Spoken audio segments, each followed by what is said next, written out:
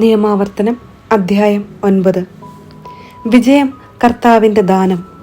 ഇസ്രായേലെ കേട്ടാലും, നിങ്ങൾ ഇന്ന് ജോർദാൻ കടന്ന് നിങ്ങളെക്കാൾ വലുതും ശക്തവുമായ ജനതകളെയും ആകാശത്തോളം ഉയർന്ന കോട്ടകളാൽ വലയം ചെയ്യപ്പെട്ട വിശാലമായ പട്ടണങ്ങളെയും കൈവശപ്പെടുത്താൻ പോവുകയാണ്. ഉയരമേറിയവരും വലിയവരുമായ ആ ജനതകൾ നിങ്ങൾ അറിയുന്ന അനാക്കിമുകളാണ്. അനാക്കിമിന്റെ മക്കളുടെ മുൻപിൽ നിൽക്കാൻ ആർക്കു കഴിയും എന്ന് ആരെപ്പറ്റി നിങ്ങൾ പറഞ്ഞു കേട്ടിരുന്നുവോ, അവരാണിത്. നിങ്ങളുടെ ദൈവമായ കർത്താവാണ് ദഹിപ്പിക്കുന്ന അഗ്നിയായി നിങ്ങളുടെ മുൻപിൽ പോകുന്നതെന്ന് ഇന്നു നിങ്ങൾ മനസ്സിലാക്കണം. അവരെ പുറത്താക്കുകയും നശിപ്പിക്കുകയും ചെയ്യാൻ നിങ്ങൾ മുന്നേറുമ്പോൾ കർത്താവ് വാഗ്ദാനം ചെയ്തിട്ടുള്ളതുപോലെ നിങ്ങൾ അവരെ തോൽപ്പിക്കുകയും നിശേഷം നശിപ്പിക്കുകയും ചെയ്യും. നിങ്ങളുടെ ദൈവമായ കർത്താവ് അവരെ നിങ്ങളുടെ മുൻപിൽ നിന്ന് നീക്കം ചെയ്തു കഴിയുമ്പോൾ, എൻ്റെ നീതി നിമിത്തമാണ് കർത്താവ് ഈ സ്ഥലം അവകാശമാക്കാൻ എന്നെ കൊണ്ടുവന്നതെന്ന് നിങ്ങൾ ഹൃദയത്തിൽ പറയരുത്. ഈ ജനതകളുടെ ദുഷ്ടത നിമിത്തമാണ് അവിടുന്ന് അവരെ നിങ്ങളുടെ മുൻപിൽ നിന്ന് നീക്കിക്കളയുന്നത്. നിങ്ങളുടെ നീതിയോ ഹൃദയ പരമാർത്ഥതയോ നിമിത്തമല്ല നിങ്ങൾ അവരുടെ രാജ്യം കൈവശമാക്കാൻ പോകുന്നത്. ആ ജനതകളുടെ ദുഷ്ടത നിമിത്തവും നിങ്ങളുടെ പിതാക്കന്മാരായ അബ്രാഹം, ഇസഹാക്ക്, യാക്കോബ് എന്നിവരോട് കർത്താവ് ചെയ്ത വാഗ്ദാനം നിറവേറ്റുന്നതിനു വേണ്ടിയും ആണ് അവരെ അവിടുന്ന് നിങ്ങളുടെ മുൻപിൽ നിന്ന് നീക്കിക്കളയുന്നത്. നിങ്ങളുടെ ദൈവമായ കർത്താവ് നിങ്ങളുടെ നീതി നിമിത്തമല്ല ഈ നല്ല ദേശം നിങ്ങൾക്ക് അവകാശമായി തരുന്നതെന്ന് മനസ്സിലാക്കിക്കൊള്ളുവിൻ. എന്തെന്നാൽ നിങ്ങൾ ദുശാഠ്യക്കാരായ ജനമാണ്. ഹോരബിലെ വിശ്വാസത്യാഗം. നിങ്ങളുടെ ദൈവമായ കർത്താവിനെ മരുഭൂമിയിൽ വെച്ച് നിങ്ങൾ കോപിപ്പിച്ചതെങ്ങനെയെന്ന് ഓർമ്മിക്കുവിൻ. അത് മറക്കരുത്. ഈജിപ്ത് ദേശത്ത് നിന്ന് പുറത്തു വന്ന ദിവസം മുതൽ ഇവിടെ എത്തുന്നതുവരെ നിങ്ങൾ കർത്താവിനെതിരായി മത്സരിക്കുകയായിരുന്നു. ഹോറബിൽ വെച്ച് പോലും നിങ്ങൾ കർത്താവിനെ പ്രകോപിപ്പിച്ചു. നിങ്ങളെ നശിപ്പിക്കാൻ തക്കവണ്ണം അവിടുന്ന് കോപാകുലനായിരുന്നു. കർത്താവ് നിങ്ങളുമായി നടത്തിയ ഉടമ്പടിയുടെ കൽപ്പലകകൾ വാങ്ങാനായി മലമുകളിൽ കയറി തിന്നുകയോ കുടിക്കുകയോ ചെയ്യാതെ ഞാൻ 40 പകലും 40 രാവും അവിടെ ചിലവഴിച്ചു. കർത്താവ് തൻ്റെ കൈവിരൽ കൊണ്ട് എഴുതിയ 2 കൽപ്പലകകൾ എനിക്ക് തന്നു. ജനത്തെയെല്ലാം ഒരുമിച്ച് കൂട്ടിയ ദിവസം മലയിൽ വെച്ച് അഗ്നിയുടെ മധ്യേ നിന്ന് അവിടുന്ന് നിങ്ങളോട് അരുളി ചെയ്ത സകല വാക്കുകളും അതിൽ എഴുതപ്പെട്ടിരുന്നു. 40 പകലും 40 രാവും കഴിഞ്ഞപ്പോൾ ഉടമ്പടിയുടെ ആ 2 കൽപ്പലകകൾ കർത്താവ് എനിക്ക് തന്നു. അവിടുന്ന് എന്നോട് പറഞ്ഞു, എഴുന്നേറ്റ് അതിവേഗം താഴേക്ക് പോകുക. എന്തെന്നാൽ നീ ഈജിപ്തിൽ നിന്ന് കൊണ്ടുവന്ന നിന്റെ ജനം തങ്ങളെ തന്നെ ദുഷിപ്പിച്ചിരിക്കുന്നു. ഞാൻ കൽപ്പിച്ച വഴിയിൽ നിന്ന് അവർ പെട്ടെന്ന് വ്യതിചലിച്ചു. അവർ തങ്ങൾക്കു വേണ്ടി ഒരു വിഗ്രഹം വാർത്തിരിക്കുന്നു. കർത്താവ് വീണ്ടും എന്നോട് പറഞ്ഞു, ഞാൻ ഈ ജനത്തെ കാണുന്നു, ദുശാഠ്യക്കാരായ ഒരു ജനം. അവരെ നശിപ്പിച്ച് ആകാശത്തിന് കീഴിൽ നിന്ന് അവരുടെ പേര് പോലും ഞാൻ നിർമ്മാർജ്ജനം ചെയ്യാൻ പോകുന്നു. എന്നെ തടയരുത്. അവരെക്കാൾ ശക്തവും വലുതുമായ ഒരു ജനത്തെ നിന്നിൽ നിന്ന് ഞാൻ പുറപ്പെടുവിക്കും. ഞാൻ മലമുകളിൽ നിന്ന് ഇറങ്ങിപ്പോന്നു. അപ്പോഴും മല കത്തി എരിയുകയായിരുന്നു. ഉടമ്പടിയുടെ 2 പലകകൾ എൻ്റെ കൈകളിലുണ്ടായിരുന്നു. കാളക്കുട്ടിയുടെ വിഗ്രഹം വാർത്ത് നിങ്ങളുടെ ദൈവമായ കർത്താവിനെതിരായി നിങ്ങൾ പാപം ചെയ്തിരിക്കുന്നുവെന്ന് ഞാൻ കണ്ടു. കർത്താവ് നിങ്ങളോട് കൽപ്പിച്ച വഴിയിൽ നിന്ന് നിങ്ങൾ ക്ഷണത്തിൽ അകന്നു കഴിഞ്ഞിരുന്നു. അതുകൊണ്ട് ഞാൻ 2 പലകകളും വലിച്ചെറിഞ്ഞു. നിങ്ങളുടെ കൺമുൻപിൽ വെച്ച് അവ ഉടച്ചു കളഞ്ഞു. അനന്തരം മുൻപിലത്തേതുപോലെ 40 പകലും 40 രാവും ഞാൻ കർത്താവിൻ്റെ മുൻപിൽ പ്രണമിച്ചു കിടന്നു. നിങ്ങൾ കർത്താവിൻ്റെ മുൻപിൽ തിന്മ പ്രവർത്തിച്ച് പാപം ചെയ്ത് അവിടുത്തെ കുപിതനാക്കിയതിനാൽ ഞാൻ തിന്നുകയോ കുടിക്കുകയോ ചെയ്തില്ല. എന്തെന്നാൽ നിങ്ങളെ നിശേഷം നശിപ്പിക്കത്തക്ക വിധത്തിൽ നിങ്ങൾക്കെതിരെ തീവ്രമായ കോപത്താൽ കർത്താവ് ജ്വലിക്കുകയായിരുന്നു. അതിനാൽ എനിക്ക് ഭയമായിരുന്നു. എന്നിട്ടും കർത്താവ് എൻ്റെ പ്രാർത്ഥന കേട്ടു. അഹ്റോനോടും കർത്താവ് കോപിച്ചു. അവനെ നശിപ്പിക്കാൻ അവിടുന്ന് ഒരുങ്ങി. അവനു വേണ്ടിയും ഞാൻ പ്രാർത്ഥിച്ചു. ആ നികൃഷ്ട വസ്തുവിനെ, നിങ്ങൾ നിർമ്മിച്ച കാളക്കുട്ടിയെ ഞാൻ അഗ്നിയിൽ ദഹിപ്പിച്ചു. ഞാനത് തച്ചുടച്ചു ചെറിയ കഷണങ്ങളാക്കി വീണ്ടും പൊടിച്ച് ധൂളിയാക്കി മലയിൽ നിന്ന് ഒഴുകി വരുന്ന അരുവിൽ ഒഴുക്കിക്കളഞ്ഞു. തബേറായിലും മാസായിലും കിബ്രോത്ത് ഹത്താവയിലും വെച്ച് നിങ്ങൾ കർത്താവിനെ പ്രകോപിപ്പിച്ചു.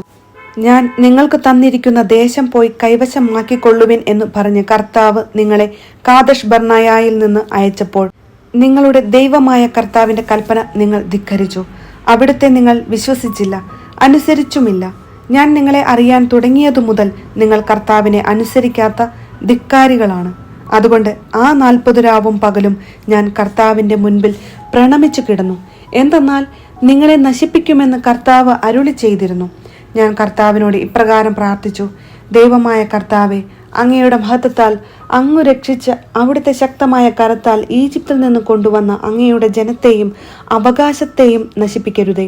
അങ്ങയുടെ ദാസന്മാരായ അബ്രാഹത്തെയും ഇസഹാക്കിനെയും യാക്കോബിനെയും ഓർക്കണമേ. ഈ ജനത്തിന്റെ ദുശാഠ്യവും തിന്മയും പാപവും കണക്കിലെടുക്കരുതേ. അല്ലാത്ത പക്ഷം ഞങ്ങളെ എവിടെ നിന്ന് കൊണ്ടുപോകുന്നുവോ ആ ദേശത്തുള്ളവർ പറയും, കർത്താവ് വാഗ്ദാനം ചെയ്ത ദേശത്ത് അവരെ എത്തിക്കാൻ അവന് കഴിവില്ലാത്തതുകൊണ്ടും അവരെ വെറുത്തതുകൊണ്ടും മരുഭൂമിയിൽ വെച്ച് കൊല്ലാൻ വേണ്ടിയാണ് അവരെ ഇവിടെ നിന്ന് വിളിച്ചു കൊണ്ടുപോയത് എന്ന്.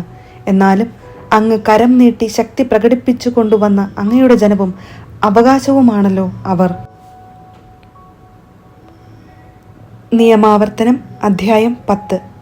വീണ്ടും ഉടമ്പടി പത്രിക.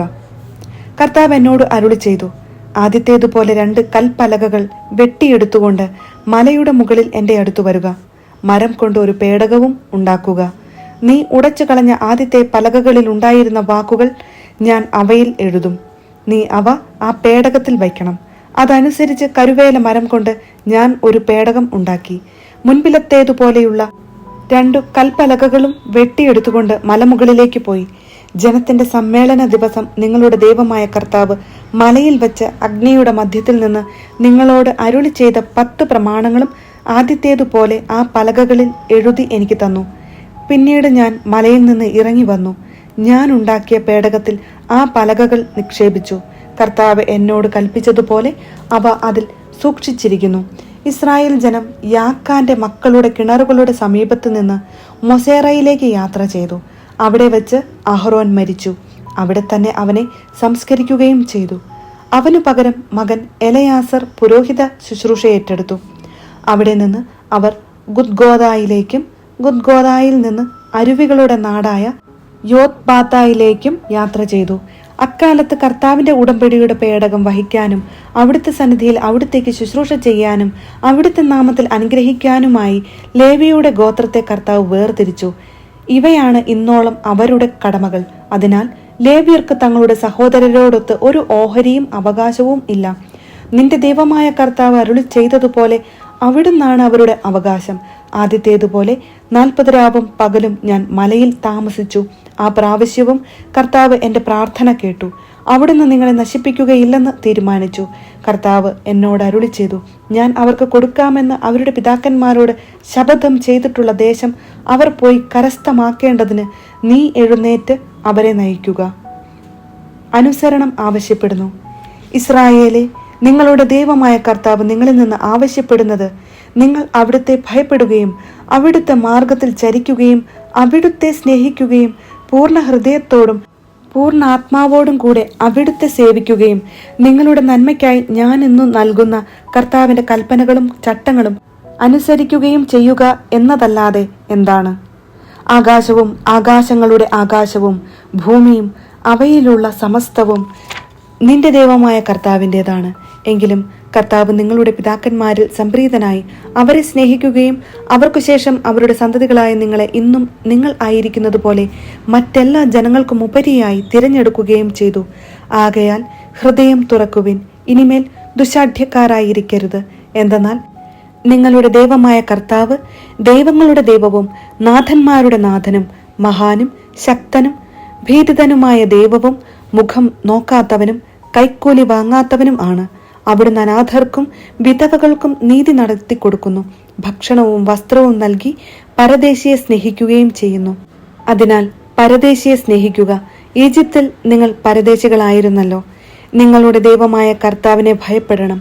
നിങ്ങൾ അവിടുത്തെ സേവിക്കുകയും അവിടുത്തോട് ചേർന്ന് നിൽക്കുകയും അവിടുത്തെ നാമത്തിൽ മാത്രം സത്യം ചെയ്യുകയും വേണം. അവിടുന്നാണ് നിങ്ങളുടെ അഭിമാനം. നിങ്ങളുടെ കണ്ണുകൾ കണ്ടിട്ടുള്ള മഹത്വം ഭയങ്കരവുമായ ഈ പ്രവൃത്തികൾ നിങ്ങൾക്ക് വേണ്ടി ചെയ്ത നിങ്ങളുടെ ദൈവമാണ് അവിടുന്ന്. നിങ്ങളുടെ പിതാക്കന്മാർ 70 പേരാണ് ഈജിപ്തിലേക്ക് പോയത്. എന്നാൽ ഇപ്പോൾ നിങ്ങളുടെ ദൈവമായ കർത്താവ് നിങ്ങളെ ആകാശത്തിലെ നക്ഷത്രങ്ങൾ കണക്കെ അസംഖ്യമായി വർദ്ധിപ്പിച്ചിരിക്കുന്നു.